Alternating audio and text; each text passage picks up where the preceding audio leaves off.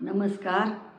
Delivery झाल्यानंतर काही बाळांचे डोके मोठे असतात, काही बाळांचे डोक्याला आकार नसतो. त्यासाठी आपण काय करू शकतो ते मी तुम्हाला सांगते. बाळाचे डोके मोठे असले त्यांना काय करते, बरोबर वर्ष 1.5 वर्षांनी ते 2 वर्षापर्यंत ते बाळ चांगलं होतं, डोकं पण लहान होतं.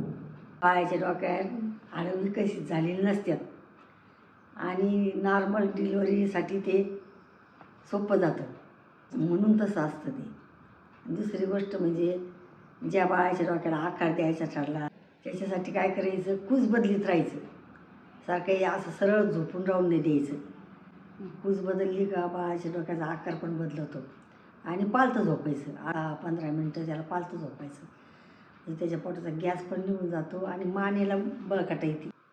त्याच्यासाठी तुम्ही मोहरीची उशी वापरू शकतात, ती बाजारात मिळते. नाही बाजारात मिळाली तर तुम्ही घरी पण करू शकता.